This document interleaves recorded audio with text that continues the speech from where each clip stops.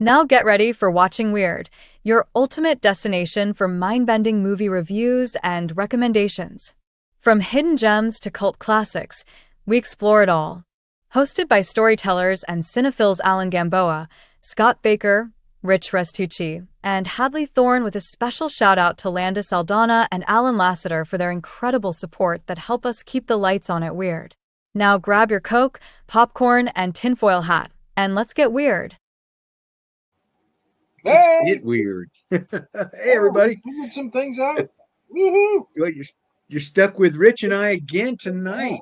I know it's Big Mike and Big Dick. So here we go. We're here and we're happy and all that stuff. And this week's trio of movies was certainly interesting. I had seen all three before. I like critter flicks. I used to love Creature Feature. I'm from Boston, so excuse me. We had Creature Feature on Channel 38 when I was a kid, and it was Creature Double Feature actually. You get one at like 11 o'clock and one at 1 o'clock. Hey, Landa, Hey, and Amanda. it was generally whatever creature they want to throw on. Godzilla and the Mummy, that type of thing. It was pretty cool. So I lived in Northern California. What's that? Well, I lived in Northern California, and we had Bob Wilkins Yeah. had his Creature Feature on channel. I think it was Channel 2, late nights on. Can't remember if it's Friday or Saturday nights. Yeah. But he'd run it. He smoked this big stogie and he had big old black glasses. And he wasn't theatrical, but he was laid back, and that's the first time I saw that short Bambi versus Godzilla. He played it on that, it's like, and you remember that short, Yeah. I just saw it the other day. Yeah. So, pretty cool. yeah, Creature Feature, especially our generations. Well, Yeah. you're Generation X, right? Yeah, I You're think Gen you're a X. boomer, aren't you? Aren't you a couple years? I'm a before? boomer. Yeah. I'm a boomer by 1 year. Yeah, I was born in '68, so I missed it Yeah. by what? Was it 65? 60. Yeah, 65. You're right. 65. Yeah. So that's by 2 years. Yeah. Wow. Yeah. So I mean, Uh, I love those Creature Features. We did that one show. Hey, Dan, we did that one show a couple years ago. Remember, we did them and yeah, Attack of the Crab Monster, tarantula. Crab Monster, Yeah. Tarantula. Great. Yeah. Yeah. These are, I guess, modern versions in a way of those movies. Yeah, and You know. those were the hey Tina, those were the flicks that my dad would go out and mow the lawn, and I'd do what I was playing with my toys in the house, and he'd come in and he'd be all beat up and sweaty, and he'd throw himself down on the couch, and he'd turn the TV. Yeah, not with the remote control. He actually went and turned the knob because we did, and played with the rabbit ears on a TV that's the size of this room. Right. But the screen was this big, and he'd turn on them and Tarantula and Godzilla, like the old Japanese Godzilla, where he was doing this kind of talking and stuff with King Kong, and it was stuff like that. He was just tired and he wanted to sit down, and I was like, "Cool, Dad, I'll watch this with you." And I'd have my root beer and he'd have his beer, and it was great. And I missed that. That was just fantastic. Well, it 50 years ago, so. My dad was that way too. Hey, Craig. Hey, Max. Hey, guys.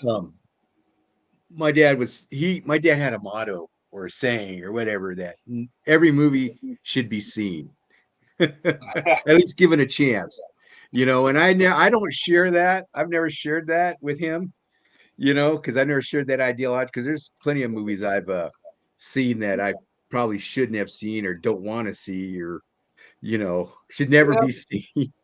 I agree with him though, because the shitty movies make the good movies better.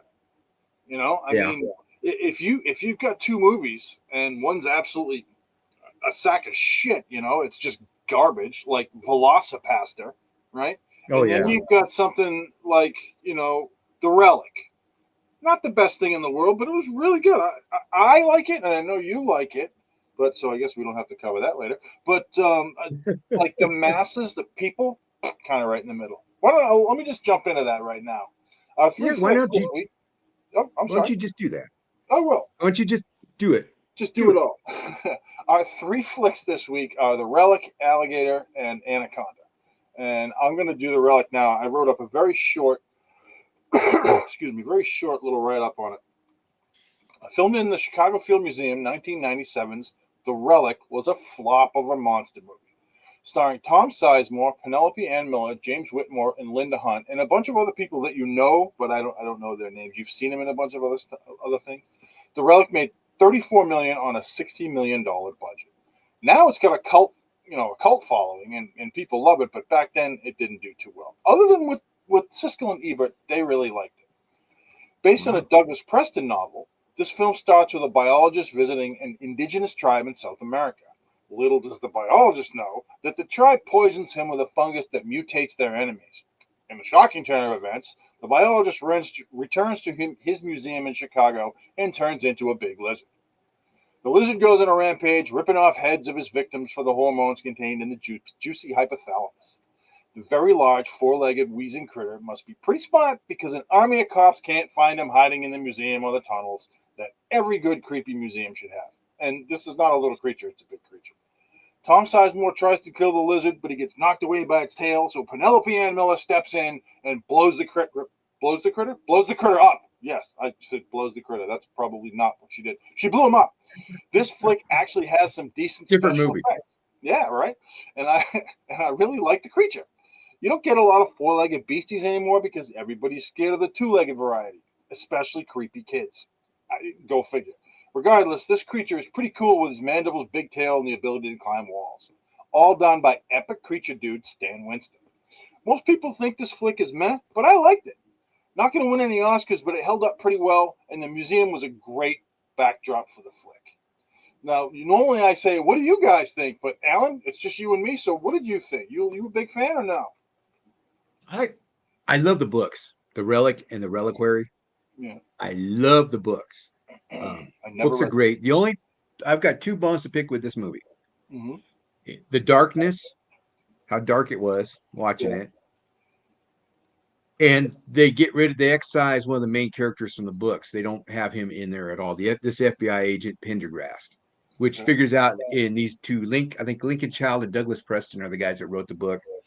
And he's in like a lot of their other books. So's D'Agosta too. He's in a bunch of their books too. Same with Margot Green. They're all characters throughout a lot of their different books with different adventures and supernatural and other stuff. But anyway, I love this movie. Tina and I went and saw this back in '97 at the movies, and we enjoyed it. In fact, we didn't even know till tonight that it wasn't a hit.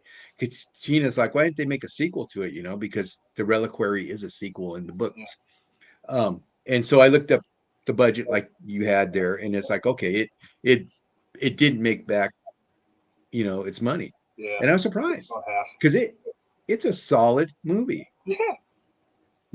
Other than Black Hawk Down and Saving Private Ryan, you've got Tom Sizemore at his best right here. Yeah. Young before he had all the drama that he had with his life. He was still clear-headed acting, and this is very enjoyable. And I got to throw in this little tidbit: the lady that did that played the that was doing the autopsy, that played the doctor. Yeah, that was Audra Lindley.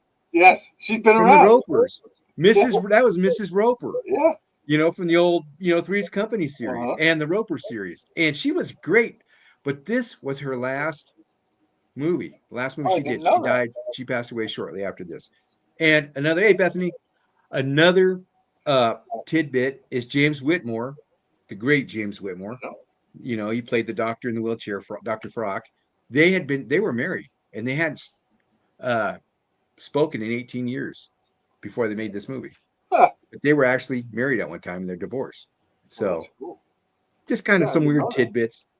But the Cathoga was Stan Winston, that him and his company just make outstanding. They did the Terminator, they did the Rippers for Tank Girl, they did shit, they've done everything. Predator. Look at I was gonna say something, Rich, but nope.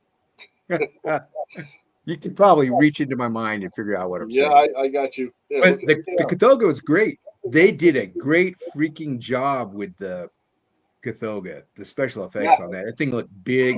And when that SWAT team's dropping down and the yeah. Cthulhu's attacking them, that's a fun scene there. You know, Great. you're like, I enjoyed that scene uh, too.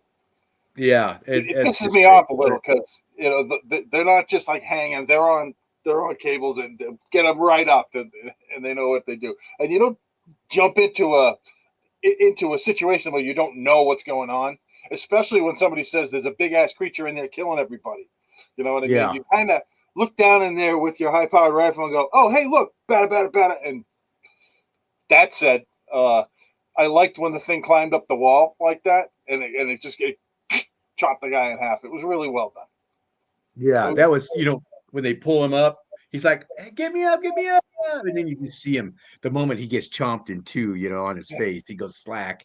And they pull him over, and then the other SWAT guy's like, oh, that was kind of cheesy, that yeah, part, but I like it, still like it. It makes it all a good creature feature movie, yeah, big budgeted creature feature. And I enjoy this one. I know I'll watch it again down the road. yeah. I like I this just one.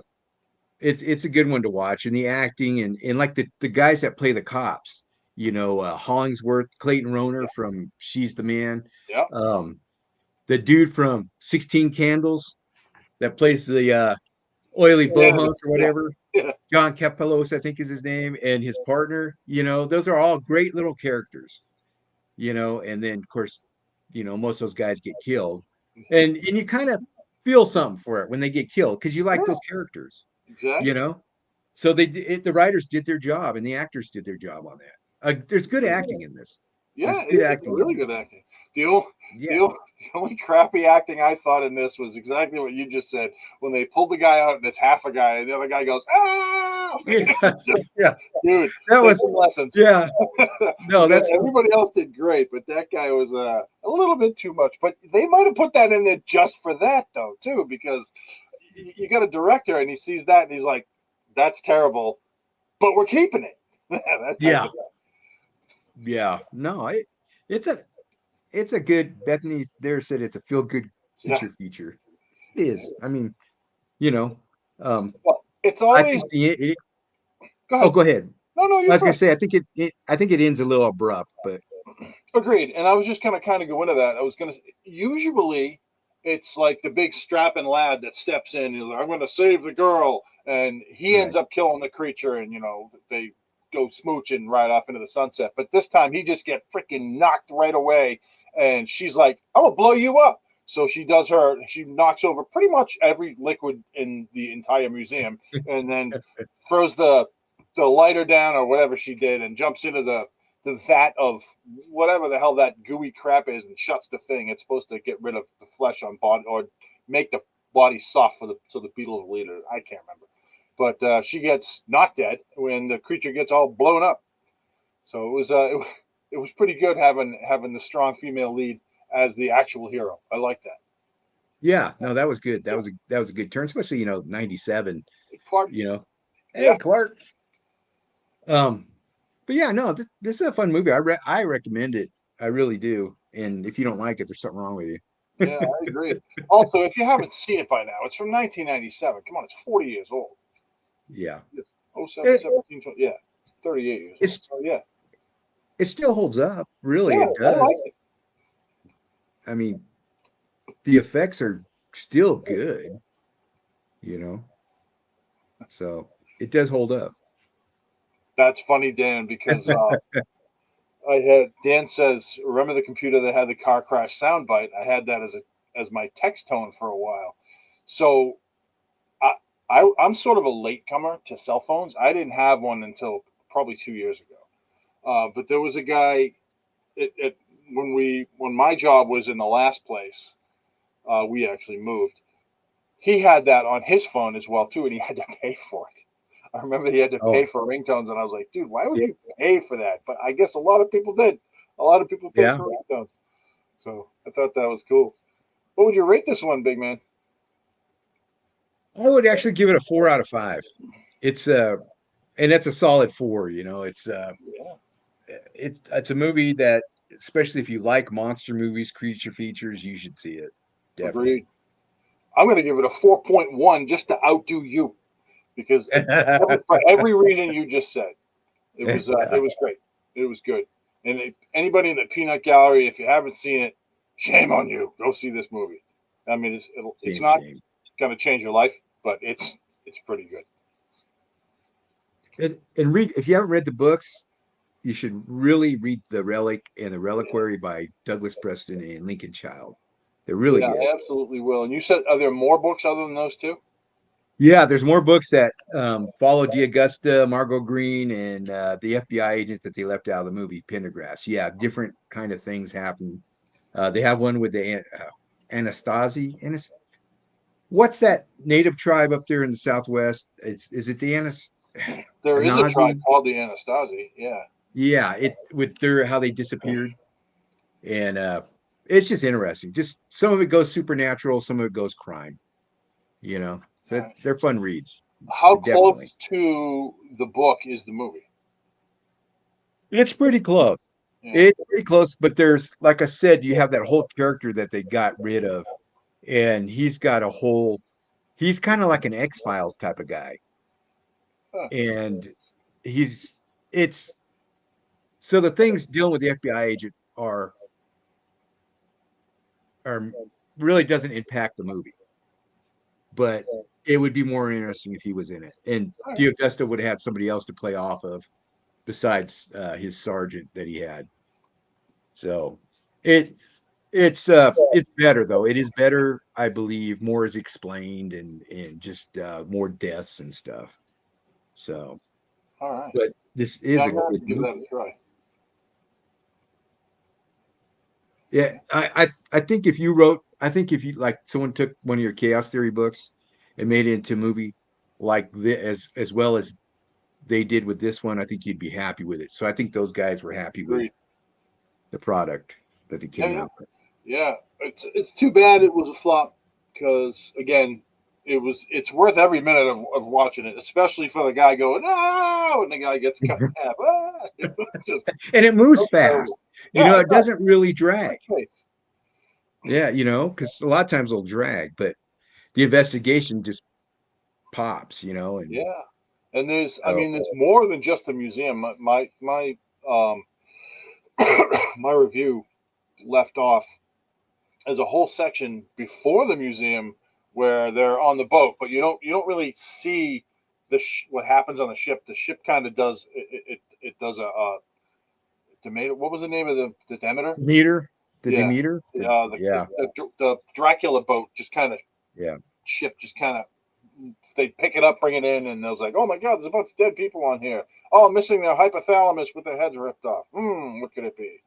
That type of thing. And it shows a little bit before that of Professor Whitney. Was that his name? He was in Yeah, South yeah. America. So They again, kind of it's pretty worth it. throw you a wrench, try to throw you a wrench with you thinking that the Cthulhu is in a crate Yeah, on that ship, and that's what he's trying to stop. yeah. And actually it's not, but it Wow. is. Yeah, their Well, whole plan was to use the Cthulhu, which is just a mutated human, as an enemy to the people they sent it back to, which of course is us. They wanted it to kill a bunch of Americans because I don't know. I guess they didn't like Americans. No TV or blue jeans for them, right? It is what it is. yeah, they'd probably die though. Probably die of hunger if it comes here. Roger Um, that.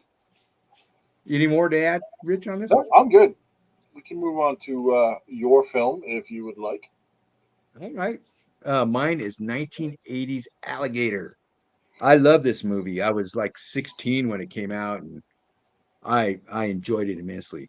Uh, it starts out this girl's at a alligator show, and she's enthralled by these alligators, like in Florida or somewhere. Yeah, they're in Florida on vacation. She gets a pet alligator, it's about this big, takes it home. Her dad's kind of an ass, and later on, when she's not home, he takes the alligator and flushes it down the toilet. Then we jump 20 years ahead to, and they go back home. They go back home to Cleveland, I believe, somewhere like that. And the dad flushes the alligator down the toilet.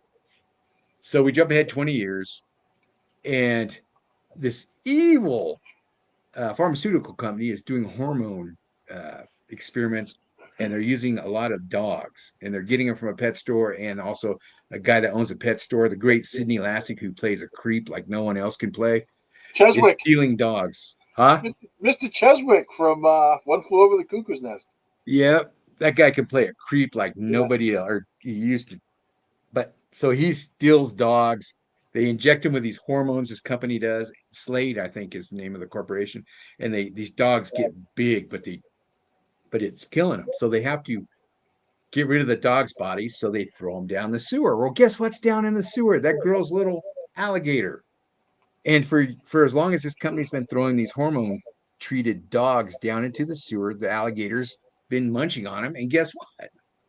You eat hormones, you're going to get hormones in you. So the alligator becomes huge. And so we have this, you know, what they call them urban legend now come to life. Giant alligator in the sewer. So this creep dog pet store owner that's killing all these or supplying all these dogs that get killed, he goes and drop a batch of dogs down the sewer, and one of them falls on a ledge, and I guess the cops are kind of sniffing around. So he climbs down, which I wouldn't do, climbs down into the sewer to move this body, and guess what? He gets eaten by the alligator. In comes Robert Forster, the great Robert Forster. Love this guy as an actor. He was in what's that? Georgia Brown, Quentin So many Tarantino movies. movie. Yeah. With the So many Tarantino movies? Yeah, he was in I know you guys know, Max would know this one. But he plays David Madison, a disgraced detective who had a partner killed years ago, and no one's letting him forget it. And so he's on the case, and he thinks it's some kind of creature, some like alligator or something, and no one believes him.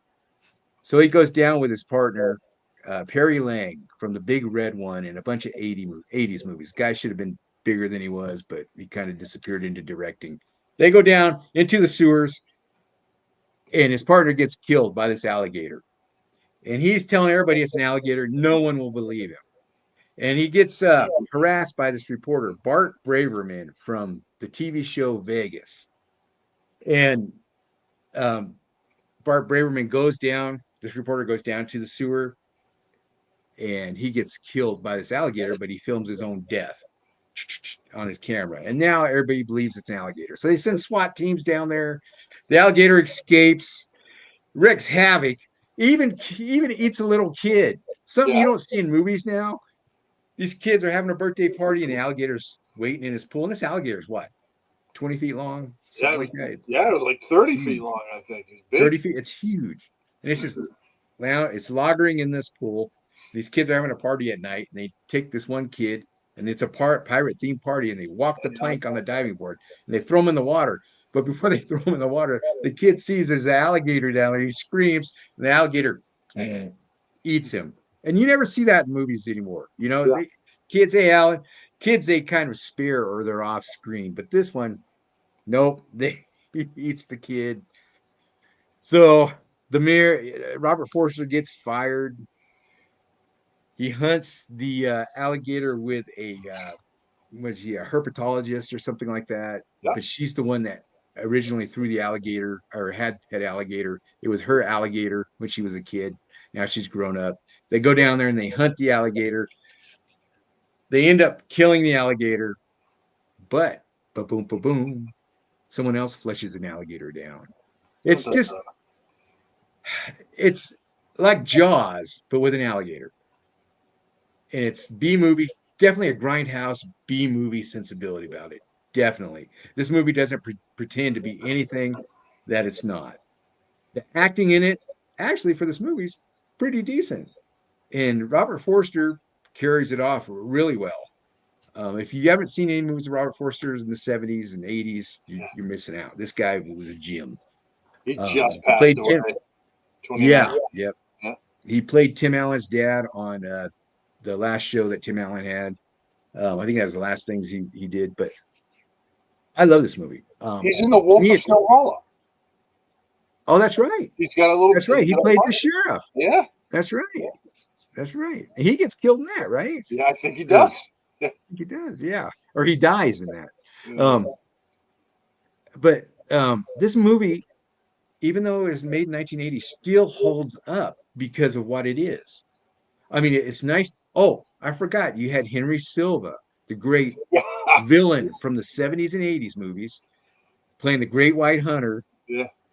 A little bit of racial overtone because he pays these 3 African American gang members to be his gun bearers and stuff, and he's their Bawana and all. That scene's kind of funny, actually, to hunt down the alligator, and guess what happens to him? He gets eaten Quint style by the alligator. Like I said, this movie holds up because it's an 80s grindhouse flick that pretends to be nothing at all but what it is. I mean, it is what it is.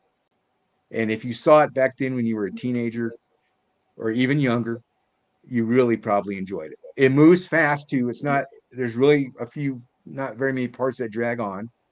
There's a little romantic part, but it moves pretty fast. Rich, I've talked for an hour. Go for it, brother. So I actually saw this movie on TV for the first time.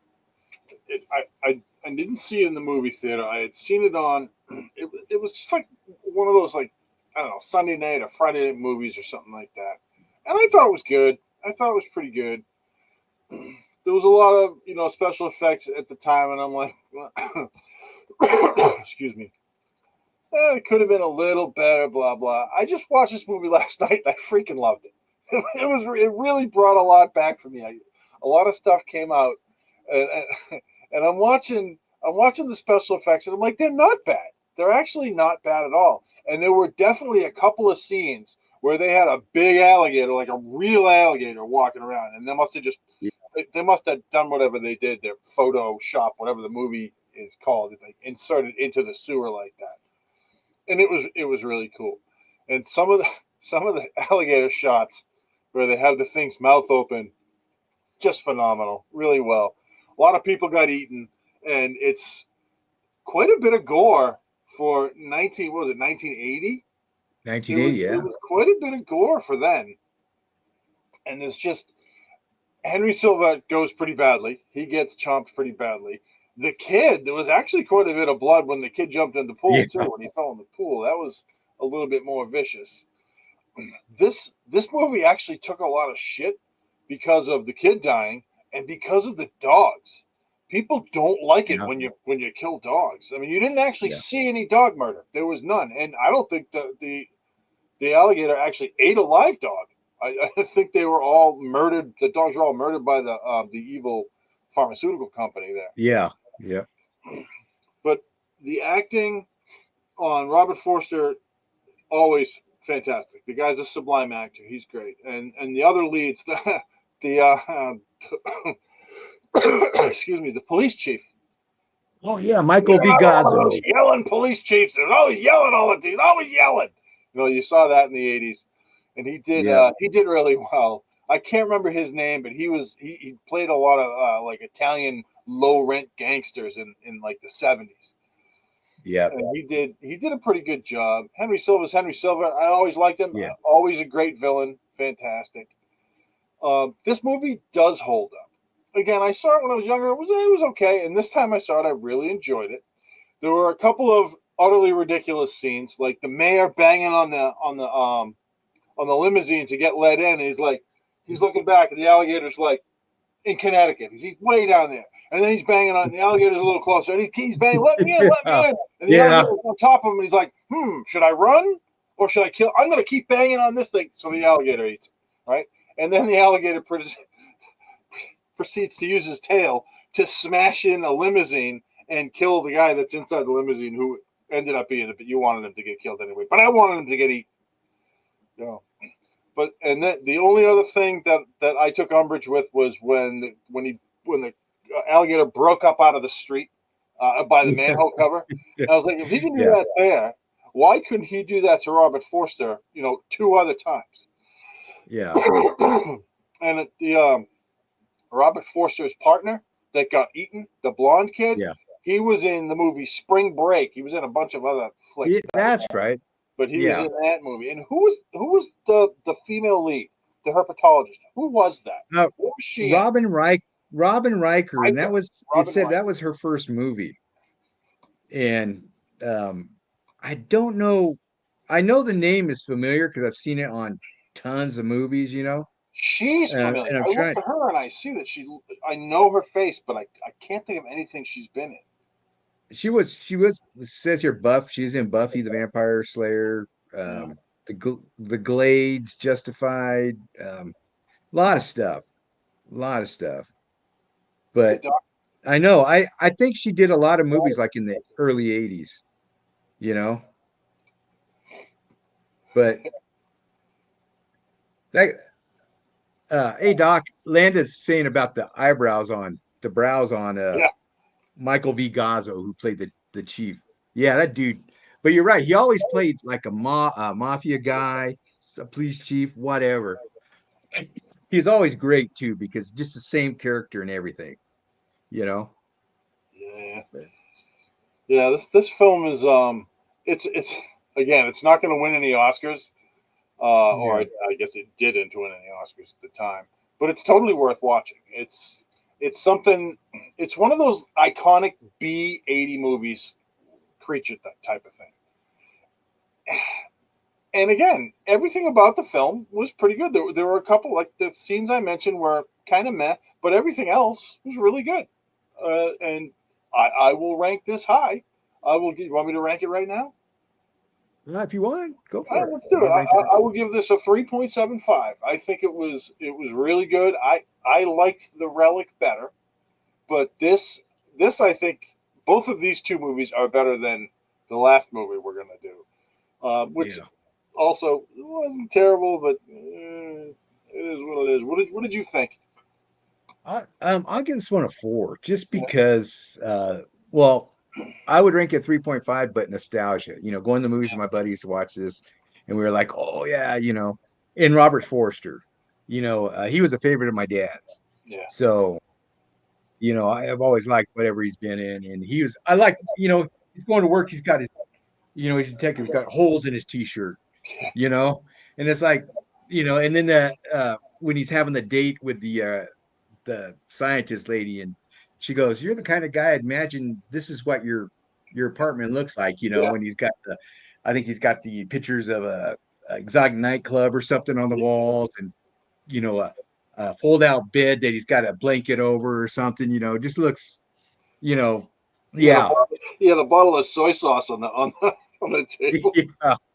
So that and the joke, one of my favorite parts of this movie is when he goes to the pet store and he's talking to the creepy dude, and the guy pointing out, his hair, because he got that spot right in the front that, he never took care of.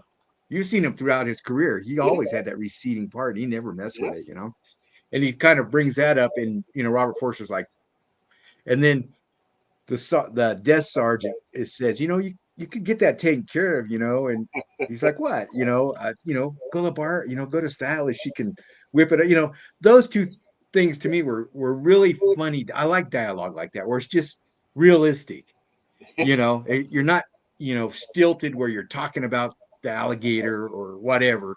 You're just talking about small little incidental stuff that's happening in your life, and I love those two bits of dialogue there were just cracked me up. I was laughing, and that helped bolster me thinking the movie held up, just because they threw that little in there, little jabs where, his hair right here missing didn't bother him, or thinning out or whatever. It's like, what? I'm good. It's like when I remember I went to Supercuts once when I was like 24, and the gal was like, you're balding right here up in top, and we can get you, some shampoo and stuff to take care of. I'm like, I'm not balding. Oh. Leave me alone, lady. Guess what? I was insulted. I guess the truth, it hurts sometimes. Yeah. Well, I I'm like, glad I'm glad we picked this one. yeah, And me I'm glad we too. picked the Relic. Yeah, I like both of those flicks. I think they, like you said, a little bit of nostalgia in both directions on those ones. My dad was a huge Robert Forster fan as well, and honestly, Yeah. so was I. I was sad to see him go in 2019. He Yeah. was he was a good actor. He'll be missed.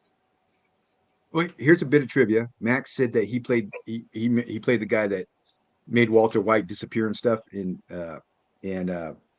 what's his name? His sidekick disappear, Yeah. he'd hide people and stuff, facilitate it. Well, Bryan Cranston worked on this movie as a production assistant. Ah, And him and Robert Forster have been friends ever since that. I did not So, know that. yeah. Well, So Robert that Forster that's was also on Better Call Saul. He yeah, had that's right. he had Right. a He part on facilitated Saul. Yeah, that. that's Yeah, right. That's right. So yeah. that's kind of cool. Well, Wow. shall we move into Yeah. Anaconda? I guess Alan and I are gonna split Anaconda. Uh, Yeah. Generally, one of us will pick a movie, and there's only two of us, and there's three films, so we're gonna give it up. So, I mean, I have some notes someplace if I can find them. I'll give the I'll give a breakdown real quick then, Rich, while All you're right, doing go that. ahead. Okay, this is a 1997 movie. Just wow, I didn't know it came out same time Relic did. Yeah. Jeez. Um, two different looks to movies too. The National Geographic film crew is taken hostage by an insane hunter who forces them on his quest to capture the world's largest and deadliest snake. Ooh, I thought that was you, Rich, but Yeah, from the you got stories that I right. heard. Snake Eye. This one stars Jenny from the Block, John Voight, Eric Stoltz, the man who would have been Marty McFly, Ice Cube, Owen Wilson. I forgot that he was in this Yeah. movie.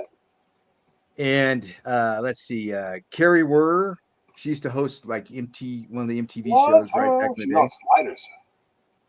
And Danny Trejo is in this. I forgot. He's got a little part in it.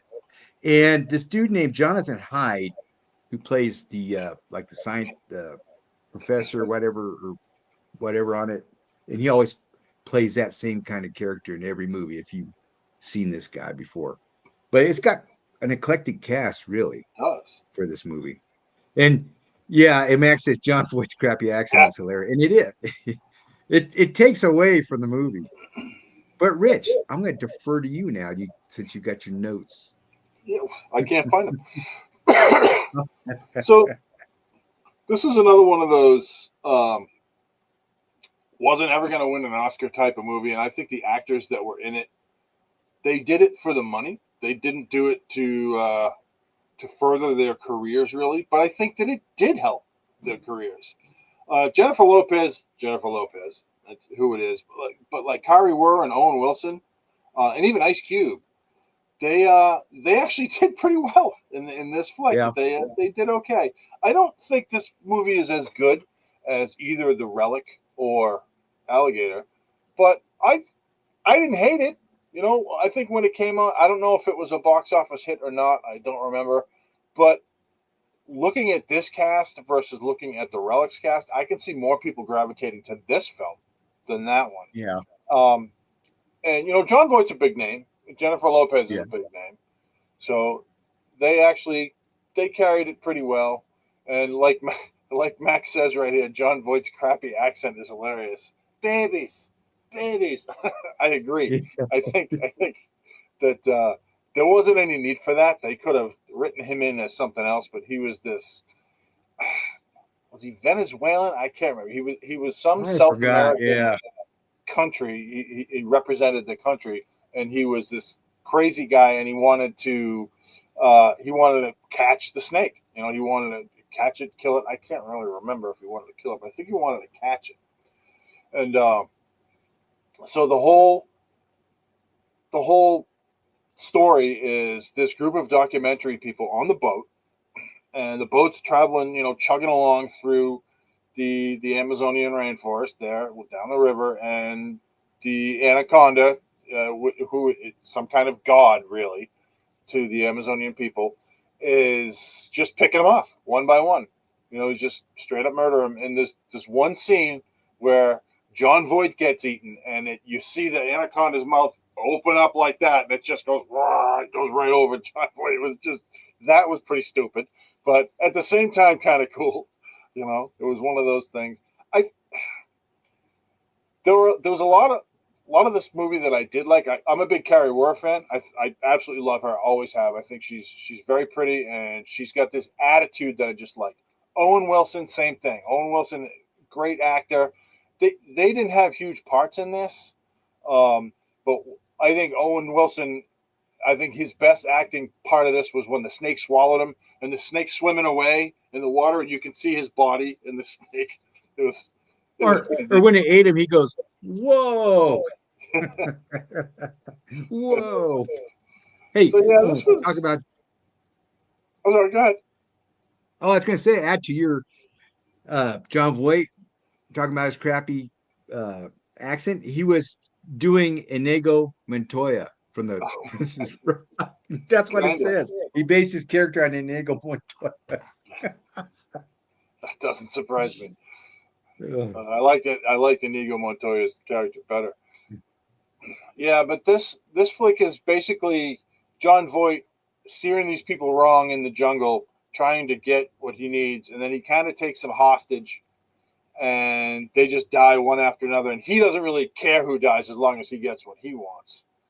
Right. And of course, the snake ends up getting pretty much everybody, and then Jennifer Lopez wins, and she gets away, and she's all happy and lucky and everything. But this movie was decent.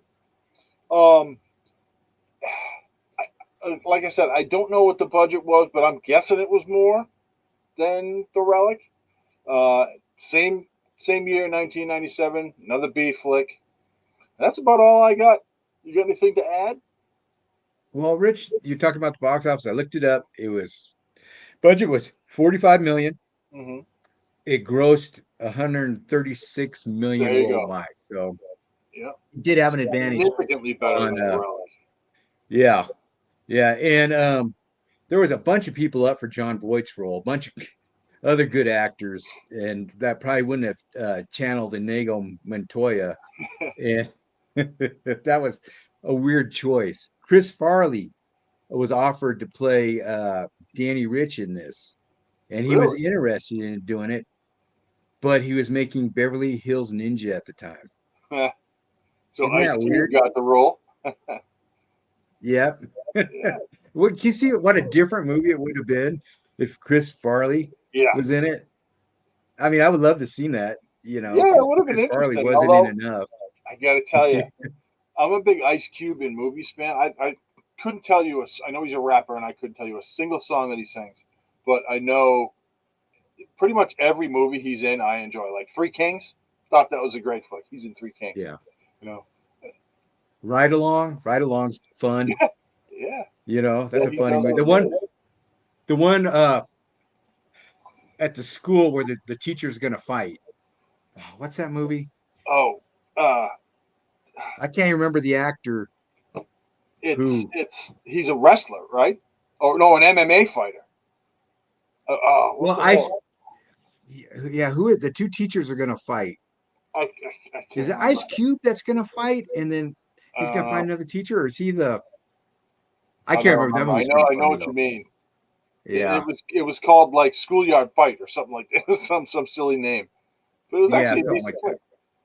Oh, and it's Friday movie, yeah, Landon. And that one, Jonathan Hyde was the Jumanji guy. Thank you. He was the hunter in Jumanji, the original Jumanji movie. That's right. But man, this movie's not one that I would be like, hey, let's watch Anaconda. I've seen it.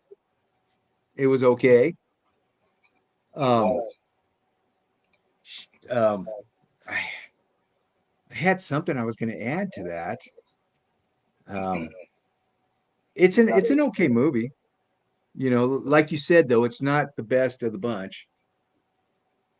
You know, they did make, I think, 3 sequels to this. So, You're kidding.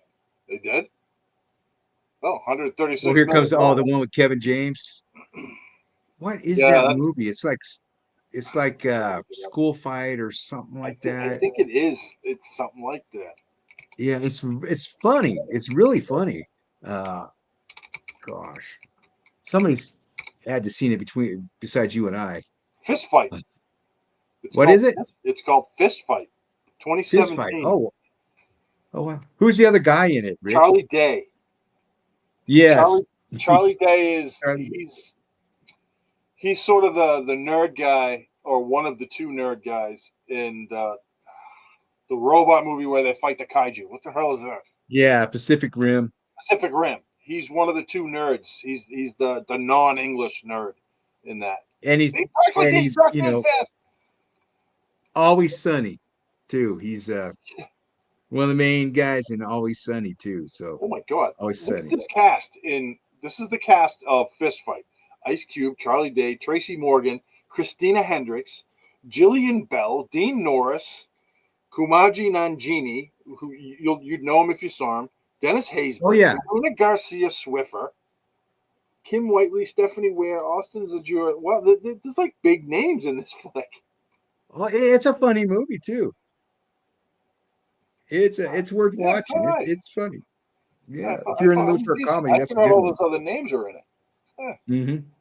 Yeah, that's a good one. Charlie Day's really good in it. You know. Yeah, the sequels do suck to Anaconda. They do. They get worse and worse and worse. Well, that's kind of what I'm hoping doesn't happen with the 28 days later stuff.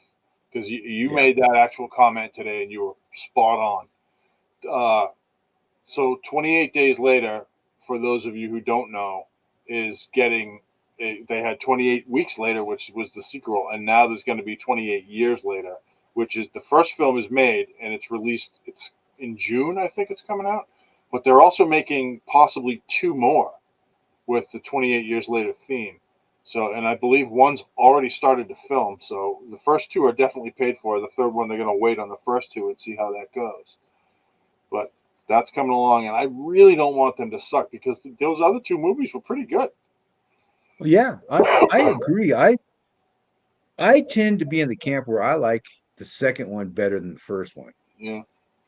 The first one was great. Don't get me wrong, it was great. I mean, you know, it was Cillian Murphy is great. He You is. know, in the second one, you know, you had what's his name? Jeremy Renner. Yeah. Yeah. And he was great at Jeremy Renner and what's her face? She was in The Neighbors, or can't think of her. She's an English actress, and she was great. She played the scientist or whatever, the army scientist or whatever. And then the two kids, and then of course you had what's his face? Can't English think of his guy. name. Yeah, English guy. He's playing Full American. Monty. Huh? The whole Monty guy. I can't. No, not him. I know he was in it. Yeah, but the one that played the American commander. Idris Elba. Yes, Idris Elba. You had Idris Elba in it, and I enjoyed that one a lot better. It was a downer. It was more of a downer than the first one, though. The first one you had some hope, you know, Yeah. and the second one, you know, everybody dies, Yeah. and you know, you think the kids probably died too. You know, it just is more of a downer. But I love this series, so I'm hoping, Rich. I'm not impressed with the trailer. Let me tell you that. Honest, you know, people may hate and everything, but I'm not impressed with the trailer. So there's two trailers out now. And one of them has, I don't know if you've seen what looks like an actual zombie, and it kind of looks Yeah. like Cillian Murphy. Yeah, I saw that There's one. more movement out of that in the second trailer, but it's really sporadic. What it is these red dots coming together to form a biohazard symbol, and it like flashes scenes. and some of the scenes are looking pretty good. But I agree with you. The first one, it's got like a kids in a school or something. It didn't look that great. But please, oh please, don't let it suck, because I just want it to be. I love those first two movies, and I want it to be just a great flick. Well, this is one of those they've teased about this third movie forever. Yeah. It's been years, and they've teased about it, and then they finally made it. So it's got a lot of it's got some big shoes to fill. Just on, just like that Predator movie, that Prey that came out. Yeah, exactly. It had some big shoes to fill, but it nailed it. Yeah, it was good. I liked it. I thought it was good. It gets a lot of hate too. I belong to one of those Predator groups, and they just want to see the first movie redone and redone and redone and redone. It's like, you can't do that. It doesn't make any sense. Like maybe 8 years ago, there was this rumor running around about some Russian guy he wanted to fund a 28 Weeks Later movie. So obviously it fell through because they never made it, but it is what it is. And now, when I heard about this last year, when I heard about this 20, I was like, nah, I'm not buying it. Not until I see it. And then I saw, Cillian Murphy was like, yeah, that's happening. It's gotta happen. I was like, yay. So I can't wait to see it. That's going to be the next movie I'm going to see in the movie theater, I think. Yeah. Oh, they have a new Prey movie coming out, a new Predator movie. It's animated. Oh, I didn't know that.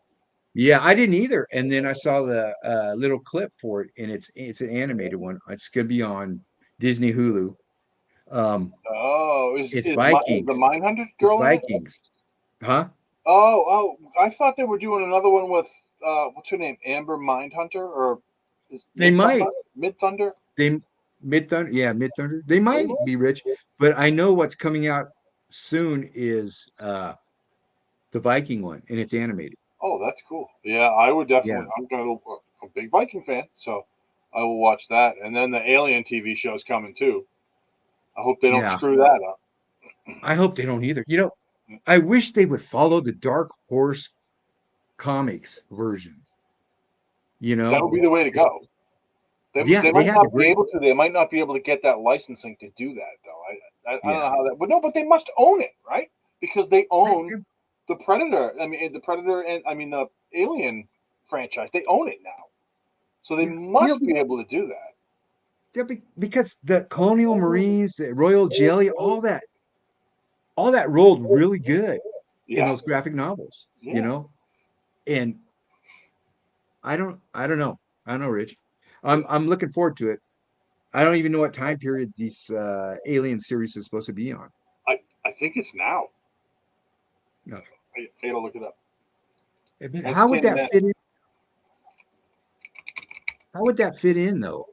Because they don't find the species till we're long gone.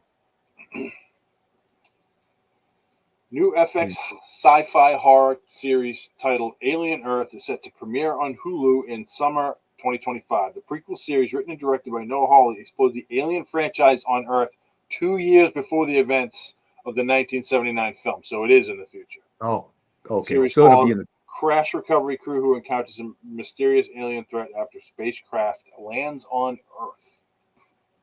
So, damn, that could be good. So Wei-Yin Yutani is going to sweep this under the rug. Absolutely. So the Nostromo can find the eggs. Well, we know that's not going to destroy Earth because the timeline. Yeah, that's kind of they should do it afterwards. And so then you have that threat, of the alien wars, and all that stuff, like in the Dark Horse graphic novels. But the one good thing about this is Noah Hawley's behind it. He's the guy that did the Fargo series. Yeah. Oh, and I don't know if you like the Fargo series. I loved it. Each season was not as good as the last, but I thought it was a good series. So we may be okay. Yeah, I hope so. There's some things. There's some new Marvel movies coming out as well. I think Marvel. Go ahead. Oh, I was gonna say Max was saying, because we were just talking animation about Predator. The War of the Rohirrim. Yeah. Have you seen that, Rich? No, I haven't seen a single episode yet. I haven't either. I've got it too on Max, but Yeah. I'll check it out when I can. I'm watching right now. I got I'm rewatching Warehouse 13, which that was something that came out on Sci-Fi years ago, and Daredevil. I'm doing Daredevil Born Again, which is just fantastic. And right now, those are the only two series I'm watching. My daughter tells me that she's going to murder me if I don't watch Yellow Jackets. She says it's right up my alley. I've never seen an episode, but it's getting great reviews. Other than this season, I guess this season kind of sucks. But, let me know right now. Let me know, Rich. About Let me Yellow know Jackets? how Yellow Jackets is when you start watching it. Let me know. I will. Let me know. Yeah, I've been watching. I'm up to the point where the Punisher is going to show up. Yeah. Yeah. You know, so in Daredevil. In Daredevil Reborn. Yeah. So okay, so he does show up. Frank Castle does show up, but we haven't seen the Punisher yet. So okay. And I think I'm on. No, I don't have it there. I think I'm on episode 7, maybe. Oh wow. Yeah. So hasn't been any Punisher, but I think he's coming. I didn't see. Okay. I think it comes out on Tuesdays, and I have not seen this past Tuesday's episode. Well, see, I'm at the point where they offed that one super person. Oh, you got a while to go. Yeah. Okay. Yeah, you've got 3 or 4 episodes after that. Okay. So, yeah, that was White Tiger. Yeah. He was a big deal in the Marvel universe. I think he was. Somebody said he's the first Hispanic hero. I don't know if that's true, but I just read that on Facebook the other day. But Facebook gospel truth, of course. So yeah, I don't know about that. I think there probably were some others right before that, but I don't know. I'm not up on those anymore. But it's good.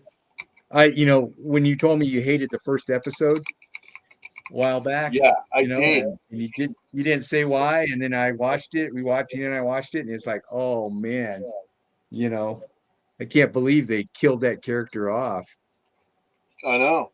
Hector Ayala is the White Tiger, debuted in 1975, is the first Puerto Rican college student living in New York. He's the first Latino American hero.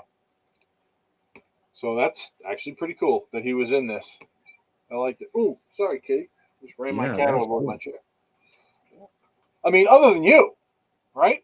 You're the first Latin friggin' real hero. Oh, and then he left. Oh, no.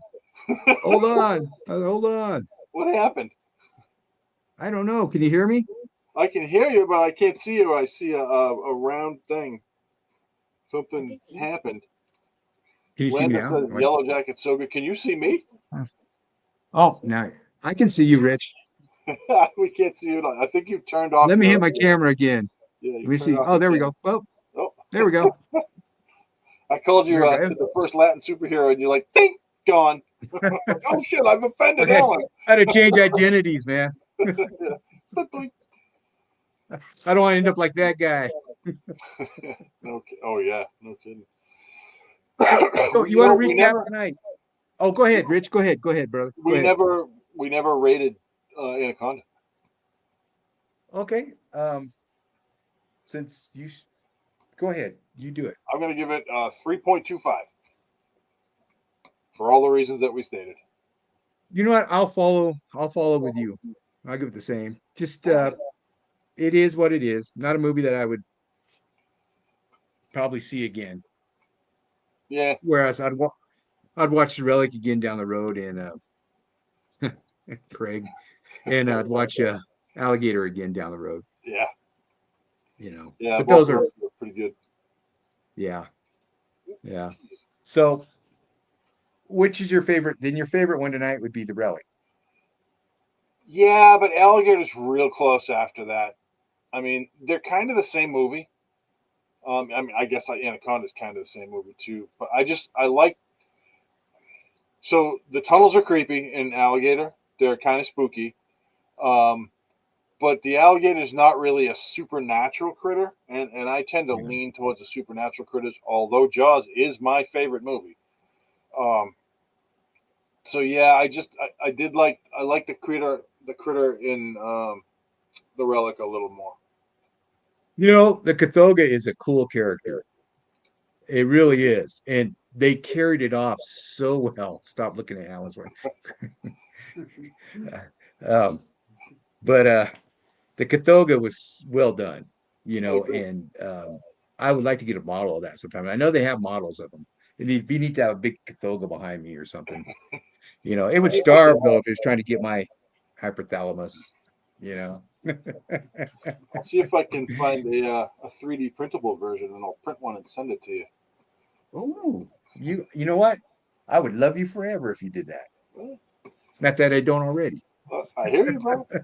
All right, that's we did it, man. Tina said she's jealous. Oh, you missed Tina. Tina made an appearance real quick while you were looking at. Oh no, I missed Tina.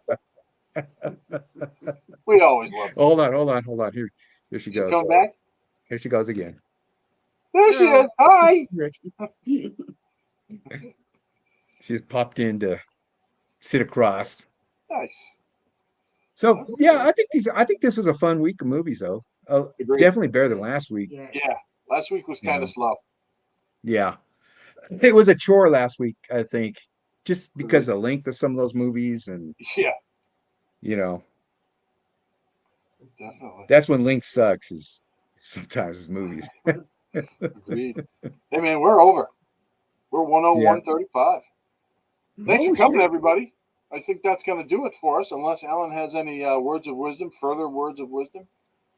I don't. It's not over till you get fingered by Rich, and there we go. You got fingered by Rich. All right, guys. Thanks for coming. Good night. Love you. Have a good week, everybody. Have a good weekend too. Hitting end stream, and I have actually figured out how to do the outro. So. All right, Wyrdlings. That's all for watching Wyrd this week. Thanks for tuning in, and remember, the strange and unusual never sleeps. Well, except for maybe on Thursdays. Speaking of sleep schedules, here's a quick reminder about our other shows. Dive into the mysteries of the mind with Wyrd Awakenings every Friday at 8 p.m. Eastern Standard Time. Cozy up with blondes, books, and campfire tales for spooky stories every other Tuesday at 8 p.m. Central Standard Time. Hone your craft and connect with fellow writers on Write With Me on the third Sunday of each month. And don't forget, Watching Wyrd now airs live every Wednesday at 9 p.m. Eastern Standard Time. For all things Wyrd, find us on social media via Linktree in the description below, or visit our website at wyrdrealities.net. Stay weird.